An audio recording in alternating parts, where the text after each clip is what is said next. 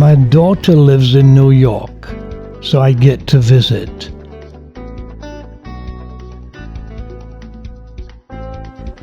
And I get to see the sights.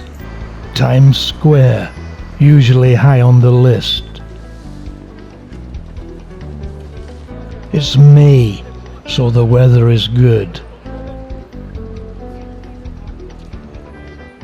The things I like most about New York are the people and the Broadway shows. But to me, as an outsider looking in, it's always an enigma. Why do people love this place so much? I asked the cab driver, and he said, I can be myself and nobody objects. I looked in the quotes and it said, I can walk down the street naked with a live chicken on my head and nobody blinks an eye.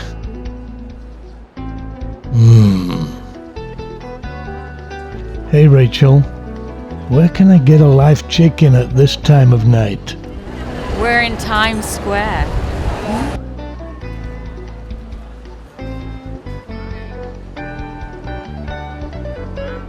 Rachel is my guide. She's been my daughter since the day she was born, and will be so beyond the day I die.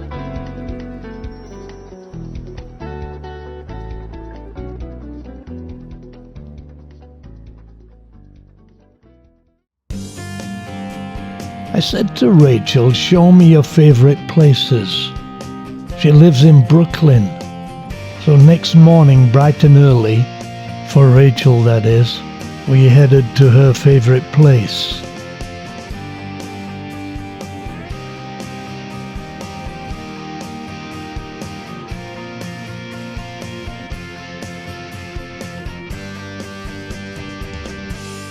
Union Square. And Starbucks, the best coffee shop on the planet, that begins with the letters ST. In raucous contrast to my nature videos, let's take a look. It surrounds Union Square Park and attracts a mix of all kinds of people from all kinds of places, and has an abundance of places to eat, from high-end steakhouses to street food. The stalls of the green market attracting buyers for local produce.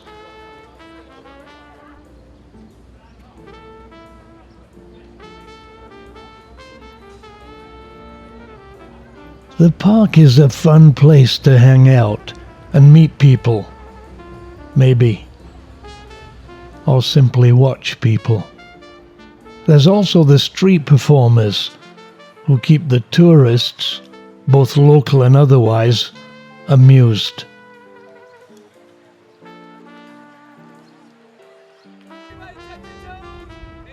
I think these tourists are mainly local.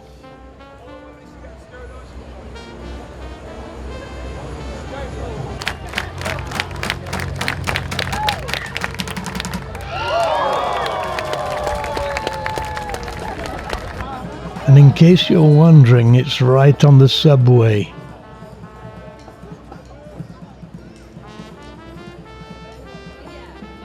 My guide likes this place for the shopping, but I can assure you she's not alone here in that pursuit.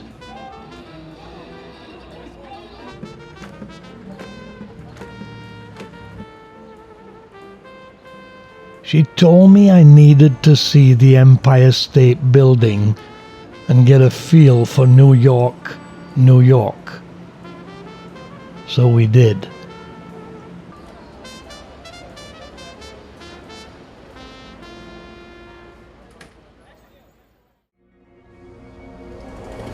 Next day, a visit to One World Trade Center, or Freedom Tower.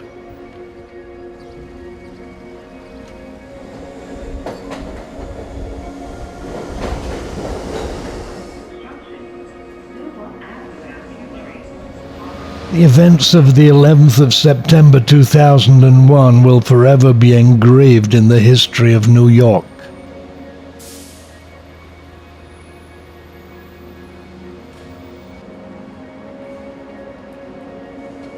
New York poet Dorothy Parker said of it, "London is satisfied.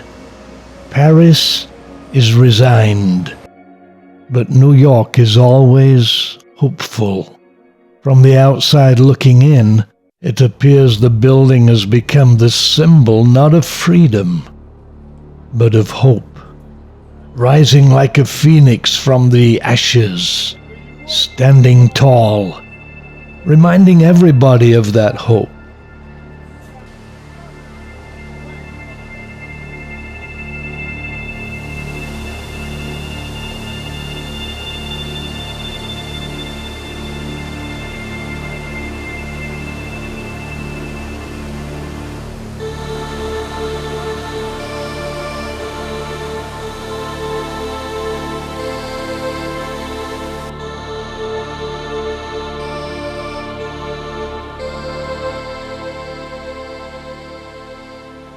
Hovering over disaster like an eagle over its emerging offspring.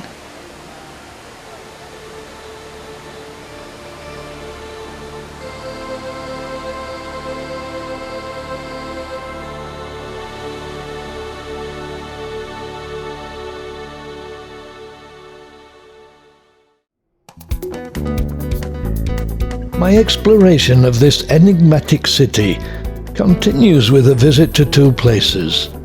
One which can be said to be America's front door, the other the mother of exiles, who metaphorically greets them at the door.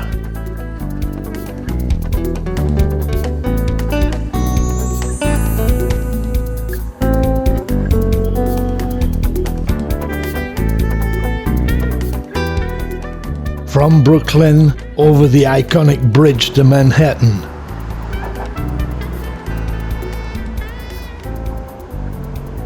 Where Miss Liberty awaits us. To take us to the other Miss Liberty. This is not just a tourist thing, it's a national monument. And on any given day there are probably more Americans making the pilgrimage than tourists.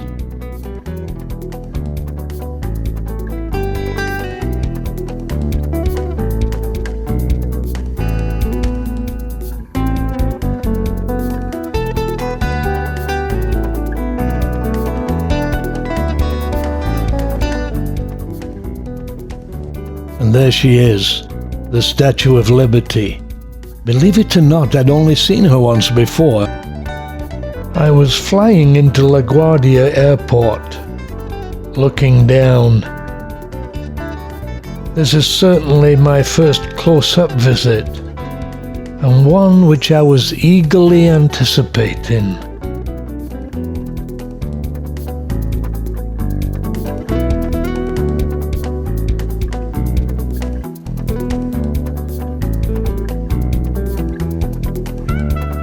Snack first, Emma Lazarus looking on.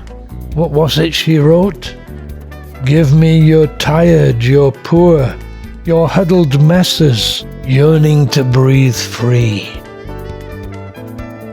Looking at America today, we wonder if they still have a deal. But there's hope. Looking at Manhattan, one reflects on how far we've come since the Clippers sold opium to China and brought their tea for the gentry to enjoy.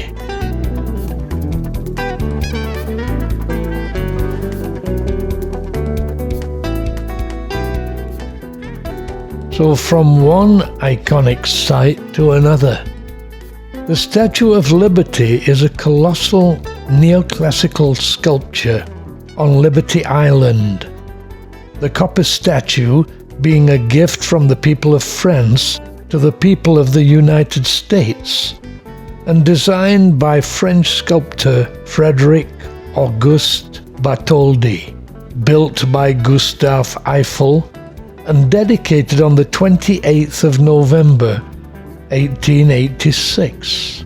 So wrote Wikipedia, that is.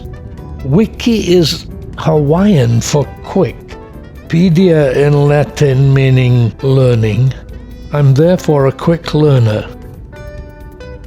This is a one-wheeled Maserati, and as I gaze at the Manhattan skyline on a beautiful day, I'm impressed by the eerie reflection of clouds on the windows of the more recent edifices, giving the impression that they're transparent. Free at last from the dastardly interference of the British, of whom I am one. Though it's clear as one peruses the former British Empire, the thing most evident is that the oppressed all learned, almost without exception, how to do it to somebody else, right down to the logic for doing it. We British are thus responsible not only for our misdeeds, but for our inimitable education, of which perhaps I am myself an ignorant victim, though I like to think I'm a Wikipediac. So back to dry land and an evening stroll past the new and the old.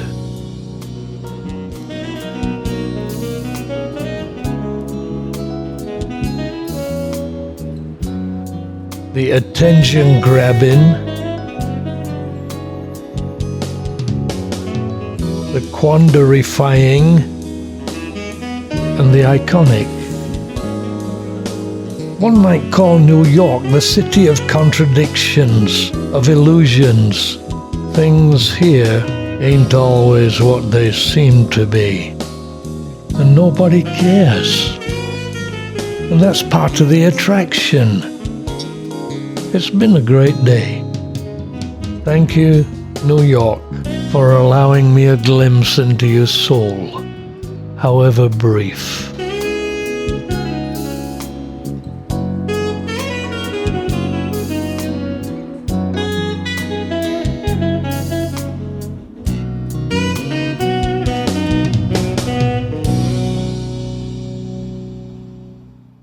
Where are you? Chinatown, Manhattan. Rachel wanted to show us Manhattan. I'm curious why everybody loves New York, so take a look with me. There's always something happening here, and I've included a good selection of the ambient noise to add to the atmosphere of the place. First Stop Pizza, which everybody knows is as American as apple pie.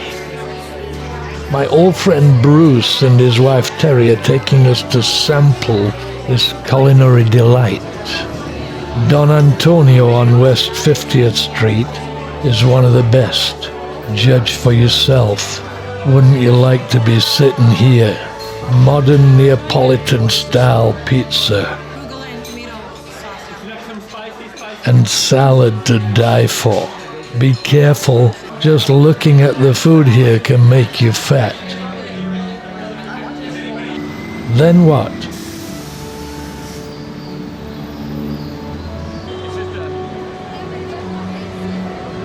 Dessert. No joke. Ice cream time. Rachel is clearly in deep thought.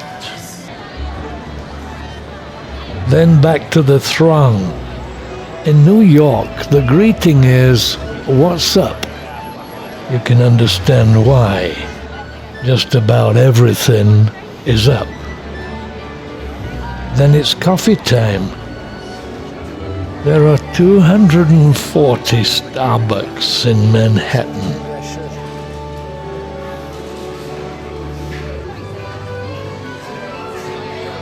Then it's shopping and deciding which show to go to.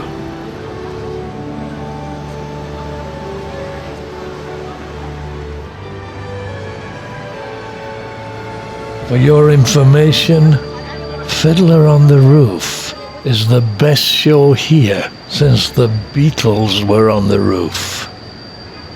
We thoroughly enjoyed it. A great day in Manhattan.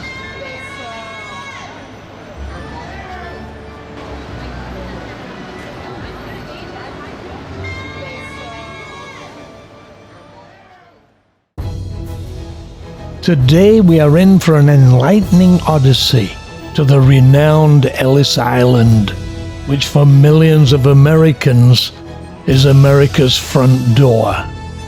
From 1892 to 1954, over 12 million immigrants entered the United States through this honored portal. And today my daughter Rachel is giving us a tour. No visit to New York is complete without a visit to this iconic island, even though it's really in New Jersey. Heading out to Ellis Island, and we're going to take the ferry over there. Nice weather today.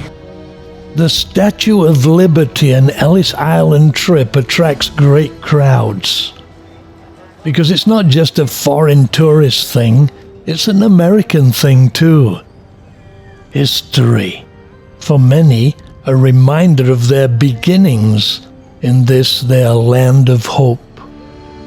I think this is Donald Trump's boat. No, sorry, Donald Duck's boat.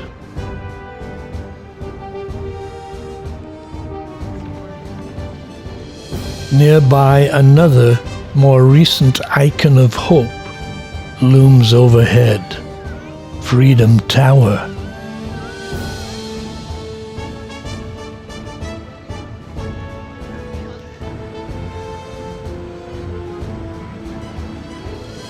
We figure out how to get to the ferry. It's actually not very far. The History Channel states the hot dog came from the German towns of Frankfurt and Vienna, so we can cross History Channel off the list of reliable sources. By the way, the Germans called it a dog because it resembled their dachshund. A value for money trip for sure. This is fun.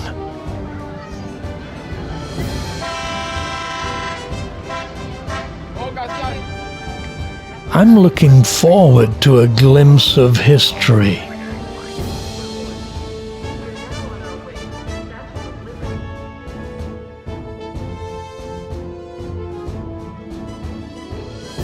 I love sailing boats. This sloop, moving at a fair clip. Beautiful.